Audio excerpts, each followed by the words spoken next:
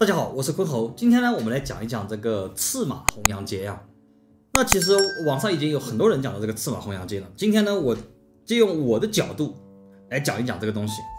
那首先我们看一看啊，那丙午和丁未年啊，在历史以来被称为赤马红羊节，因为丙火也好，丁火也好，你看它都是红色的嘛，是火，对吧？然后午呢是马的生肖，对吧？还有未是羊的生肖，然后就是叫赤马红羊。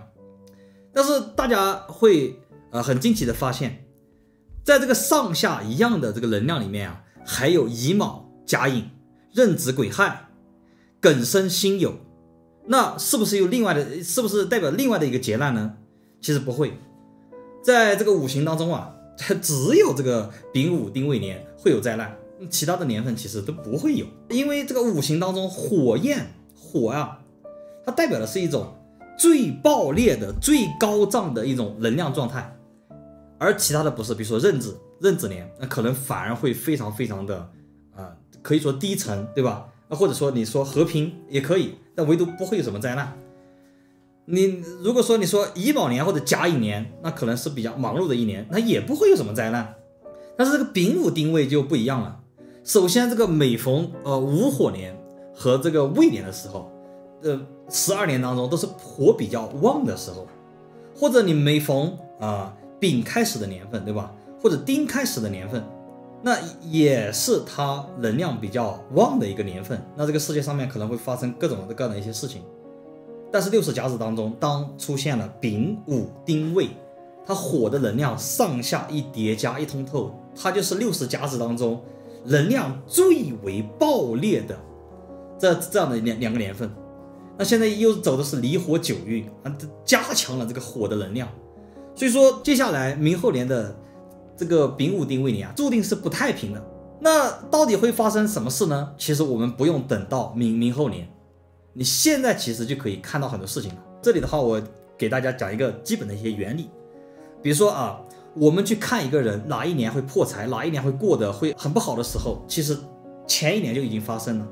或者我们可以看见他哪一年过得非常好的时候，其实也是前一年发生的。比如说今年他这个地方他发了大财，对吧？他过得非常惬意，我们从八字上面可以看得出来，这不是这一年发生的，是前一年他莫名其妙的做了个什么事情，然后赚到钱了，或者说有了好的机遇了，改良他的状态，到了那一年的时候，其实他过得会非常不错同理，我们看到他第二年的时候过得非常不好，有出了各种各样的状态，那肯定不是第二年才出现的，是上一年可能接近年末的时候，这个事情已经出现了，或者说已经有征兆了，已经埋下了很深的种子了，导致他第二年出这个事情的这个问题已经是酝酿当中了，已经做出来了，到第二年才爆发而已。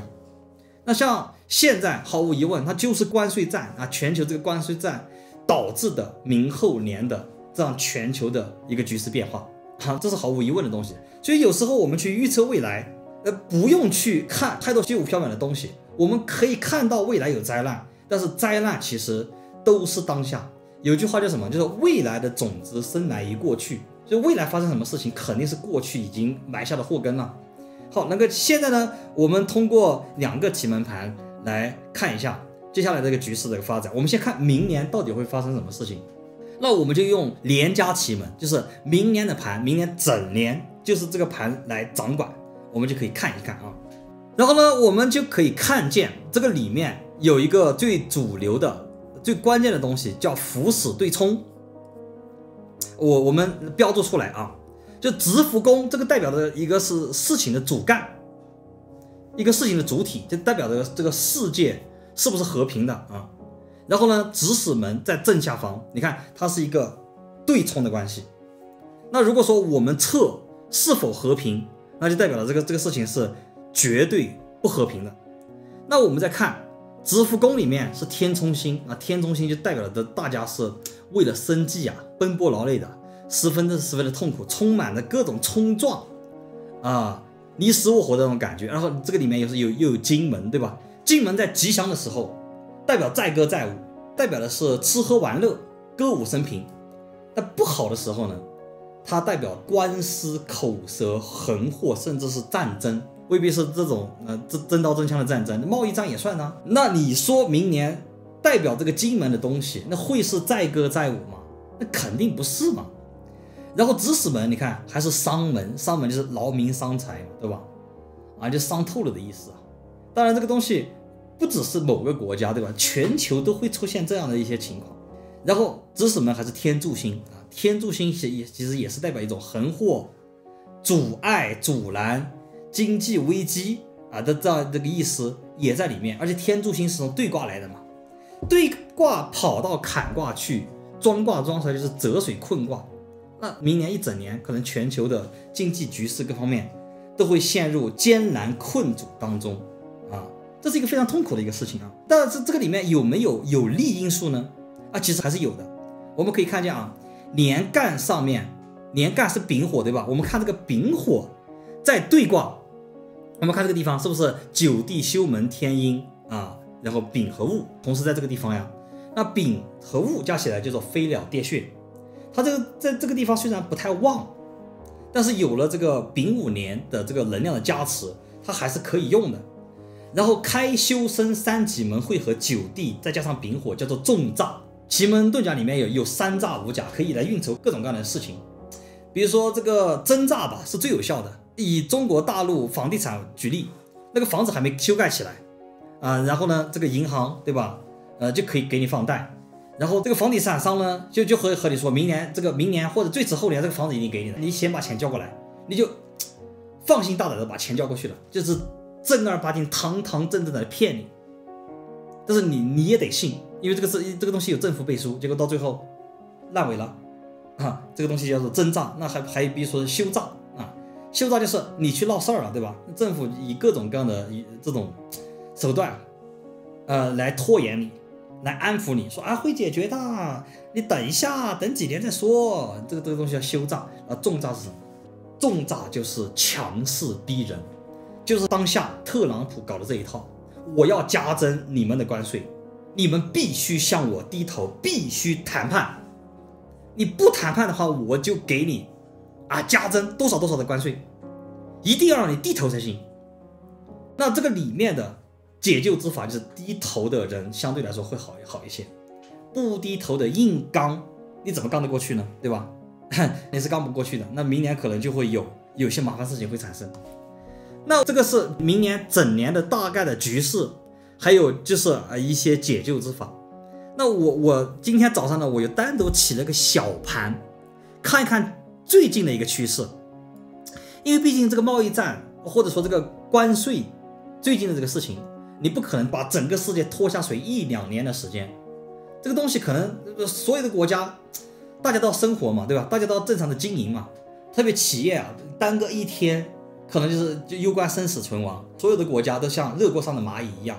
那这个事情短暂在全球范围内什么时候可以结束？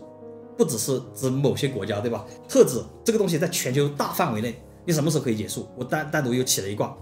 那我们就可以看见这个盘里面，你看是不是也是天冲星？这太巧了啊！刚才是年家启门，整年不变，这个东西是我早上起了一个盘，结果发现你看也是伏羲对冲，然后同样也是天柱星金门和天柱星商门的一个配合。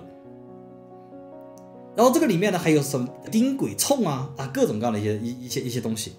但是我问这场闹剧短期内什么时候可以结束？这个里面其实还是有非常极力的因素的。我们可以看见直福宫左上角这个地方，右上角那个地方是不是有个癸水？那这个地方叫做旬首，那旬首就是奇门遁甲里面的甲，它通常来说代表一件事情发展的一个趋势。那现在是不是艮辰月、申子辰月？辰是什么？知道八字的知识的大家大概知道辰是水的木库，对不对？那癸水在辰月其实是入木的。然后呢，它在巽卦这个地方，巽卦的地支是不是辰巳？那它在巽卦其实也是入木的，所以说它在这个地方在这个月是入木的，然后在巽卦也是入木的，然后对宫还是马星，就是接下来会有各种各样的无比冲撞的事情会出现。但是呢，大概这个月就结束了。你说长期影响那是明后年慢慢发生的事情。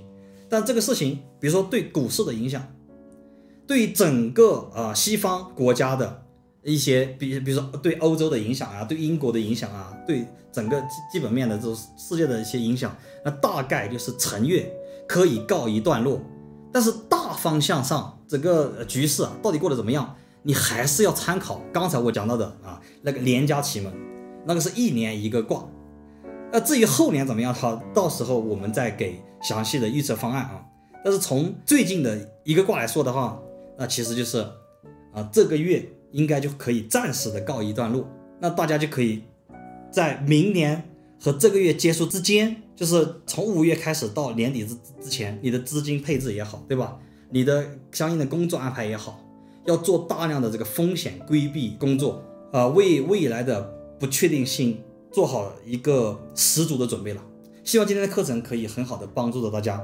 如果大家需要这个命盘咨询，或者说风水调理业务或者说教学业务的话，可以加我的微信。如果说大家面临的困难，在帮大家解析命盘之后呢，我们的套餐里面有直接就帮你进行风水调理了。这个相当于看病又治病了。很多人去看八字的时候，看完了之后是那个问题还是那个问题，解决不了任何问题嘛，对吧？我们呢就是帮你看出问题来，还可以帮你去详细的去解决问题就这个样子。好，今天谢谢大家。